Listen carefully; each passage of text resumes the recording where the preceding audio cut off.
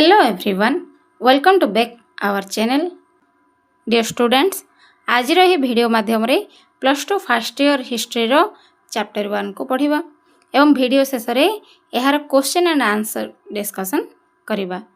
एही क्लास को first row last पर्यंत देख जा द्वारा फर्स्ट ईयर हिस्ट्री रो चैप्टर 1 रो जहा किछि क्वेश्चन रही अछि एवं इतिहास रो अर्थ एहार प्रासंगिकता विषय रे जानी परिबा। आज क्लास को स्टार्ट करिबा। भिडियोटी जदि इनफॉर्मेटिव लगे देन वीडियो को लाइक एंड चैनल को सब्सक्राइब करिवो बिकॉज एही चैनल रे तुमे plus two first year and second year रो ऑल सब्जेक्ट रो वीडियो पाई परिवो, ऑल सब्जेक्ट रो क्लास पाई परिवो। ओके, प्रथम हमें सारांश विषय रे डिस्कशन करिबा। बही रे जहाँ विषय वस्तु अच्छी ताकू संक्षिप्तीकरण करी सारांश रे लिखा जाई थाए। इतिहास रो अर्थ है अतीत संबंधी ज्ञान जहाँ की तथ्य और प्रमाण उपरे आधारित। इतिहास कौन पिला माने यह हेउची अतीत संबंधी ज्ञान अर्थात अतीतर ज्ञान अटे जहाँ की डाटा प्रूफ तथ्य एवं प्रमाण उपरे आधारित। प्रमाण होइथिबा जे कोनोसी डाटा जे कोनोसी तथ्य कौन होइथिबा दरकार ना प्रमाण होइथिबा दरकार। तथ्य और प्रमाण को अतुट रखी भिन्न भिन्न दृष्टि इतिहास लिखा जाए। अर्थात इतिहास लिखियार मुख्य माध्यम होउछि तथ्य और प्रमाण। जदि तथ्य और प्रमाण नाही तेबे इतिहास लिखा जाए परिबो नाही। तथ्य प्रमाण को भित्ति करी बा तथ्य प्रमाण को डाटा प्रूफ को आधार करी कौन कर जाए परिबो विभिन्न दृष्टिकोण इतिहास को लिखा जाए परिबो। ओके, इतिहास रो दर्शन और तत्व आलोचना को इतिहास तत्व कहा जाए। पिला माने पढ़िबा समय रे जे कोनोसी बिट क्वेश्चन आसीबो ताको नोट करो बिकॉज एही क्वेश्चन गुडा को तुमको एग्जाम रे हेल्प करिवो। तो क्वेश्चन कोन ए इतिहास रो तत्व कहा को कहा जाए बा हिस्टोरियोग्राफी कहा को कहा जाए। इतिहास रो दर्शन और तत्व रो आलोचना को हिस्टोरियोग्राफी कहा जाए। इतिहास रो तत्व कहा जाए। ख्रीष्टपूर्व 5म शताब्दी रे जन्मित ग्रीक ऐतिहासिक हेरोडोटस को इतिहास रो जन्मदाता कहा जाए। नेक्स्ट क्वेश्चन, इतिहास रो जनक किए?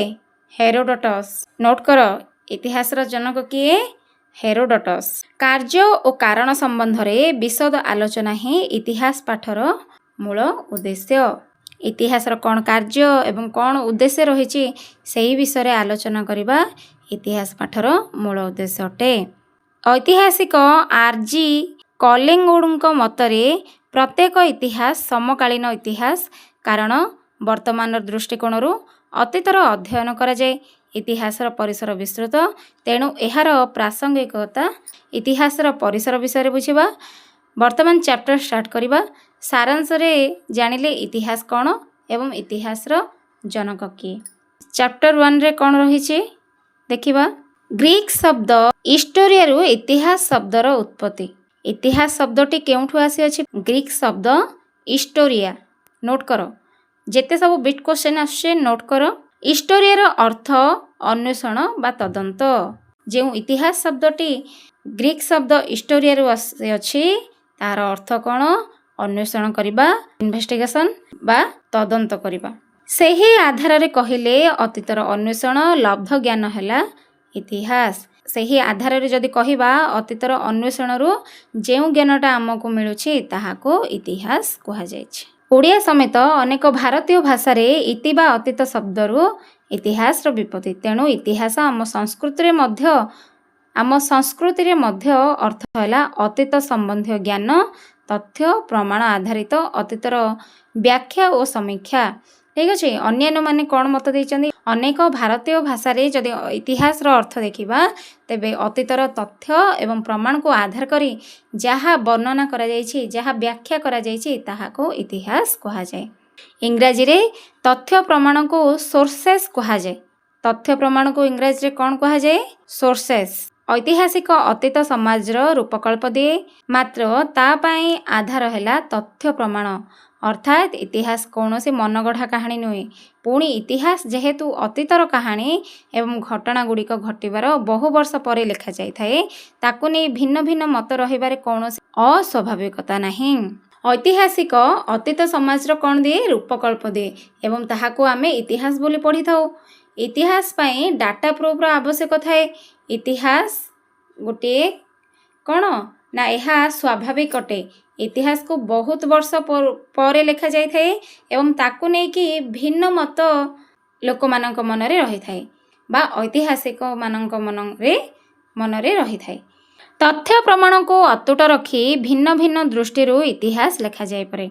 भिन्न आधार कहले इतिहास संबंधी एक निर्दिष्ट व्याख्या सर्वमान्य हेबार बा इतिहास रे अंतिम सत्य कहुबारे कौनसी परंपरा न थाए।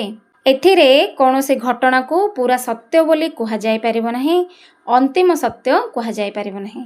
सेथिरे किछि भी चेंजेस होई पारे बा परिवर्तन होई पारे। Changes means completely actual fact न थाए।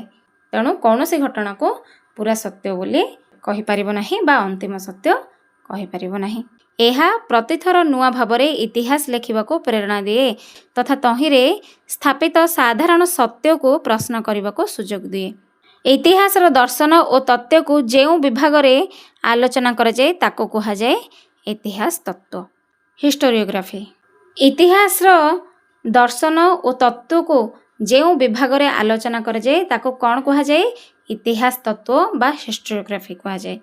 घटना गुड़िक अतीत रे संगठित हेबार बहु वर्ष पर इतिहास कहीं लिखा जीवो, वर्तमान समय रे तार प्रासंगिकता रही ना नहीं, इतिहास लेखन और अध्ययन बेले केउ प्रश्न सबू महत्व पाए, समय बदलिवा सांगरे इतिहास गवेषणा और अध्ययन रे केमिति विवर्तन आसे से सबू कथा इतिहास तत्व रे आलोचना हुए।